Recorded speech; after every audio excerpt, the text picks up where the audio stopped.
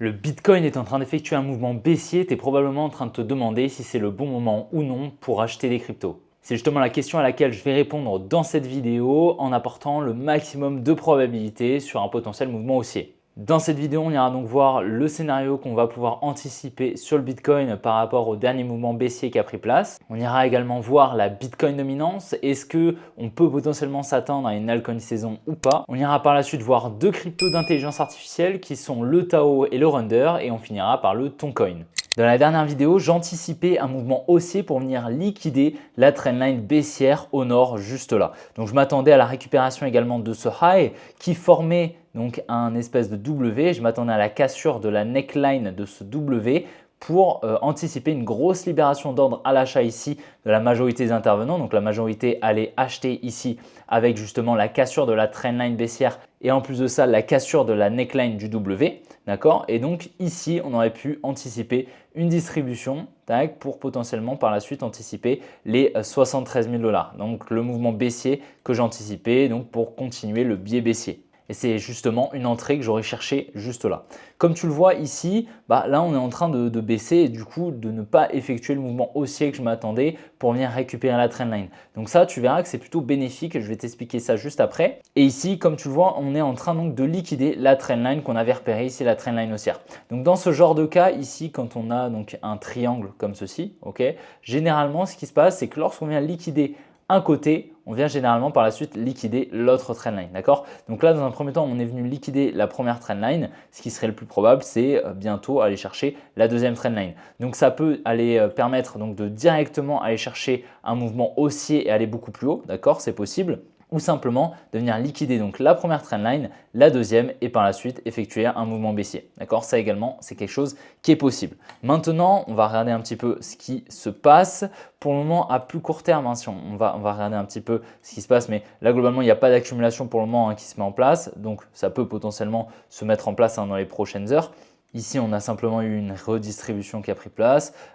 Pour le moment, voilà, il n'y a pas grand chose à voir, mais il n'est pas impossible du coup, étant donné qu'on est venu liquider dans un premier temps la première trendline, qu'on aille par la suite effectuer un mouvement haussier pour venir récupérer, comme je t'ai dit donc précédemment, les 95 000 $ environ pour venir récupérer les liquidités à l'achat. Ok, ça, c'est pas du tout impossible. Maintenant, je pense honnêtement que ça m'étonnerait qu'on laisse ici les 73 000 $ sans venir mitigated la demand. Ok, c'est vraiment une demand extrêmement intéressante. Cet order block ici, donc ce mouvement baissier avant l'expansion haussière, selon moi, c'est extrêmement important qu'on y revienne. En plus de ça, ici, comme tu le vois, on a une grosse trendline.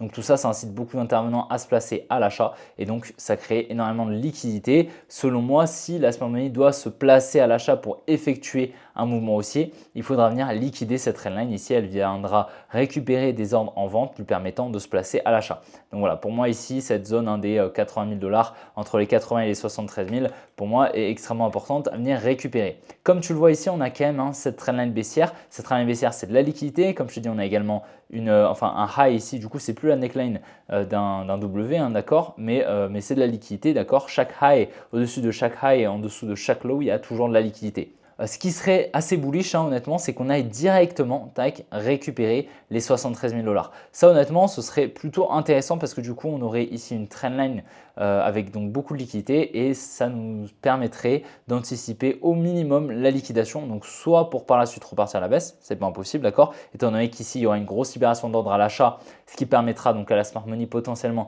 de se placer en vente. Ok, ça, c'est pas impossible. On verra en fonction du biais. Pour le moment, le biais higher time frame est haussier, mais ça peut potentiellement shift. Ok. Par contre, le biais à moyen terme est baissier. D'accord. En tout cas, ce qui peut également se passer, c'est tout simplement boum, une petite réaction à la liquidation et par la suite, on repart. La smart money vient effectuer la mitigation, par exemple, de tout ce bloc baissier. Et boum, ensuite, on repart la hausse. Ça, c'est pas du tout impossible. Pour le moment, en tout cas, ce que je vais attendre, d'accord, tant qu'on ne vient pas récupérer les 73 000 $, honnêtement, selon moi, il n'y a pas grand-chose à faire, autant sur Bitcoin que sur les altcoins, d'accord. Par contre, ce qui serait pas très bullish, c'est qu'on aille récupérer la trendline, qu'on distribue et par la suite, donc la target, ce sera les 73 000 $. Mais du coup, on n'aura plus de confluence haussière avec donc la trendline qu'on a actuellement, d'accord. On n'aura pas cette confluence haussière et donc ce sera peut-être pour aller chercher plus bas, ok. Du moins, il y aura moins de probabilité qu'on aille chercher des plus hauts. Pour le moment, comme tu le vois, on a vraiment ici deux niveaux de liquidité. Donc, c'est une grosse trendline haussière, cette grosse trendline baissière. Pour moi, c'est deux niveaux à venir récupérer, d'accord? Donc, peu importe hein, laquelle sera liquidée en première. Mais voilà, les deux niveaux de liquidité, ils sont ici. Et selon moi, c'est extrêmement probable qu'on aille les récupérer. Je vais quand même surveiller hein, ce qui va se passer à plus court terme.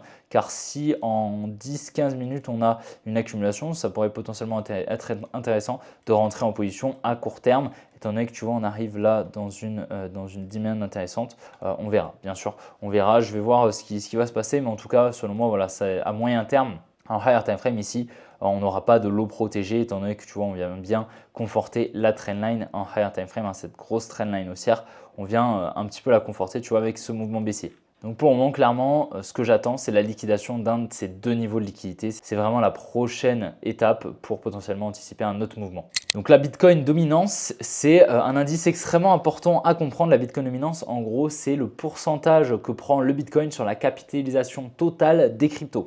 Donc là, comme tu le vois, la Bitcoin dominance est à 61,55%, c'est-à-dire que la capitalisation du Bitcoin représente 61,55% de la totalité de la capitalisation des cryptos. Ok? Pour le moment, comme tu vois, on avait eu donc le joli rebond qu'on anticipait ici dans cette supply. On anticipait donc une continuation baissière. Finalement, on a eu un retournement, hein, je t'en avais parlé. Et on était donc revenu chiffre la structure ici et recasser ce high.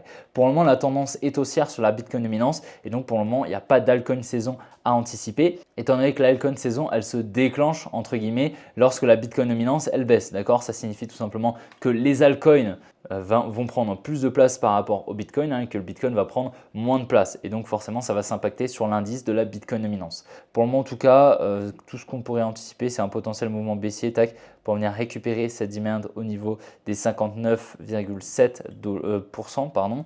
Et on aurait ici une espèce de trendline, hein, j'ai l'impression, qui confluerait un petit peu, voilà, qui confluerait avec la demand juste là. Donc on pourrait venir faire quelque chose comme ça. En tout cas, pour le moment, clairement, la tendance est haussière.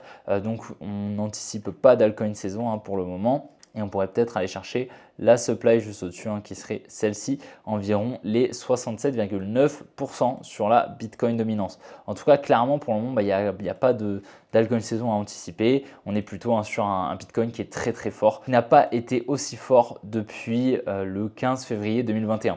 Donc tu vois, c'est quand même, voilà, ça fait un moment qu'il n'a pas été aussi fort. Il est vraiment très très solide actuellement. Du moins, il représente une très grosse part de la capitalisation totale des cryptos. Alors un actif que vous m'avez beaucoup demandé, c'est le Tao. Alors le Tao ici, précédemment, c'est très important de regarder ce qu'on a fait précédemment pour pouvoir anticiper des mouvements, mais surtout repérer les invalidations, du moins les changements de structure et déterminer la tendance. D'accord? Ici, on voit bien une trendline qui avait été créée, qui avait été liquidée juste là. À partir de ce high ici, on est venu entamer un gros mouvement baissier. Pour le moment, ce high, selon moi, il est protégé parce qu'ici, on a eu un transfert main forte, main faible. La liquidation de la trendline baissière a libéré beaucoup d'ordres à l'achat ici. Et donc, la smart money en face a pu se placer en vente, lui permettant donc d'injecter ses positions en vente. Et donc, elle viendrait les protéger. C'est pour ça que pour moi, ici, ce high est protégé. Je m'attendrai donc qu'on vienne casser ce low ici. Tu vois, on est très proche. Hein. C'est pour ça que je me suis permis de mettre ce high ici.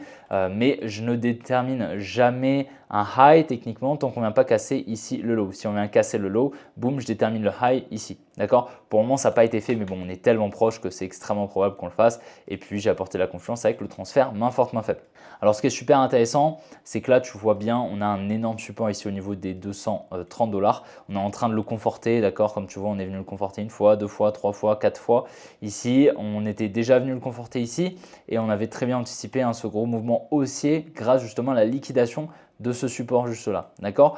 Mais comme tu vois, on revient le conforter. Pour moi, c'est assez baissier hein, ici sur le Tao. On est sur une tendance ici qui est baissière. On anticipe donc des plus bas. On apporte de la confiance avec les liquidités ici. Donc, tout ce gros support qui vient inciter énormément d'intervenants à se placer à l'achat. D'accord? Les supports, les résistances, tout ça, c'est de la liquidité. Et donc, il y a énormément de liquidité qui se place juste en dessous. Selon moi, ici, ce lot juste là, va venir être liquidé donc, au niveau des 162 $. Et pour moi, la target, c'est sous les 160, hein, d'accord? Et on pourrait même déterminer donc, une demand potentiellement intéressante. C'est tout ce bloc baissier ici Voilà, au niveau des 95 $. Ok, en tout cas, voilà, c'est le plus pertinent pour le moment. Ici, on n'est clairement pas sur un setup de retournement. Il n'y a pas d'accumulation, il n'y a rien. Il y a beaucoup de liquidité au sud. Donc, clairement, pour le moment, il n'y a rien qui est bullish sur le Tao. Ici, clairement, ce n'est pas du tout intéressant personnellement d'en acheter. Une zone intéressante pour potentiellement en acheter s'il y a une confirmation, ce sera ici sous le low des 160 $. Ok, si on a quelque chose comme ça, tac, là, ce sera potentiellement intéressant avec un changement de structure, si possible une accumulation, tac, qui pourrait prendre place et peut-être même un retour dans la demand. Et là, on augmentera les probabilités d'anticiper un mouvement haussier. D'accord, le but, c'est pas d'acheter ici toutes les baisses. Ok, c'est pas très pertinent. Ok, par contre, se placer par exemple, je ne sais pas moi, ici, ici, ici, ici et ici, là c'est plus pertinent. Ok, si le bottom justement il prend place ici dans une accumulation, tac, là ça pourrait être pertinent. Ok, en tout cas pour le moment clairement je ne vois pas ici de bottom sur le Tao. Alors le Runder pareil, hein. Donc alors il y a déjà un moment, je ne sais pas si tu te souviens, mais lorsqu'on avait eu le top ici sur le Runder, je m'attendais à la liquidation ici de ces deux lows juste là. Puis par la suite, on était venu conforter le support ici. Donc lorsqu'on était là, j'ai anticipé un mouvement baissier pour venir récupérer la demand des 2,5 $. Donc cette demand, ce dernier mouvement baissier avant la grosse expansion haussière qui justement avait libéré deux equal lows ici, donc de la liquidité et on n'était jamais revenu comme tu vois. Dans ce mouvement baissier, on a ici de la ferme gap. Ok, c'est pour ça qu'on avait apporté pas mal de confluence là-dessus. Finalement, on avait eu la liquidation ici de cette trendline, le placement de la symphonie juste là et un gros mouvement haussier, environ un x2,5. Ok, par la suite, donc la tendance était passée haussière. On avait donc éliminé la possibilité qu'on vienne rechercher cette demand, mais par la suite, on est repassé baissier. Et donc à présent, selon moi, il y a d'énormes probabilités qu'on aille récupérer cette demand des 2,5 $. Selon moi, c'est vraiment ici le plus probable. Et il y a d'énormes probabilités qu'on aille récupérer sa demand des 2,5 $ et la liquidation ici de ce support des 3,2. Ok, donc voilà, il y a un petit mouvement baissier quand même de moins 20% à anticiper. Selon moi, c'est extrêmement probable qu'on y aille. Ici, on est clairement en train de conforter ce support et ce support, clairement, il incite énormément d'intervenants à se placer à l'achat et donc forcément, ça crée de la liquidité sous le support. Donc, ça augmente les probabilités qu'on aille récupérer ce niveau. Alors, sur le Toncoin, ça faisait vraiment un moment que je ne l'avais pas analysé ce token, mais il y a un moment, je ne sais pas si tu te souviens, mais j'anticipais la liquidation ici de ce gros support des 4,5 avec un retour au niveau des 2,7. Ok, donc j'avais tracé cette demand, j'ai rien touché depuis. Et comme tu vois, on est bien venu liquider le support. On est venu récupérer toutes les liquidités. Donc, on a eu un gros dump. Toute cette volatilité, elle est due à quoi? Simplement à toutes les liquidités ici en vente qui étaient présentes sous le support. Comme je te dis, il y a beaucoup de liquidités. Les liquidités, c'est quoi? C'est des ordres qui sont libérés sur le marché, sur le carnet d'ordre. Et lorsque le prix est venu exécuter tous ces ordres en vente, forcément, ça a fait accélérer le prix à la baisse et donc on a eu beaucoup de volatilité. Ok, on est revenu directement dans la demand. Honnêtement, j'ai hâte de voir ce qui va se passer ici dans cette zone, tout simplement parce qu'on est vraiment dans une demand très très intéressante. Okay, si on a une latéralisation ici qui prend place avec une liquidation d'un support, d'un gros niveau de liquidité ou une trendline, là ce sera potentiellement avec un changement de structure, ce sera potentiellement intéressant d'aller chercher des plus hauts. Ou du moins, au moins la supply ici qui est juste là, donc ce mouvement haussier avant la baisse qui est plutôt intéressante au niveau des 5 $ environ. Pour le moment, en tout cas, il n'y a rien de tout ça, d'accord? Je m'avance un peu, mais c'est une zone intéressante, d'accord? Pour chercher une accumulation, du moins une confirmation. Pour le moment, il n'y a rien, mais c'est une zone intéressante. Donc, on va surveiller ce token qui pourrait être intéressant dans les prochaines semaines ou les prochains mois. J'espère vraiment que la vidéo t'a plu. Si c'est le cas, n'hésite vraiment pas à la liker et à t'abonner si ce n'est pas déjà fait. À me rejoindre également sur mes autres réseaux qui sont directement en description. Tu as tout en description et c'est gratuit. Dans tous les cas, on se retrouve très bientôt pour une prochaine vidéo. Allez, ciao les gars!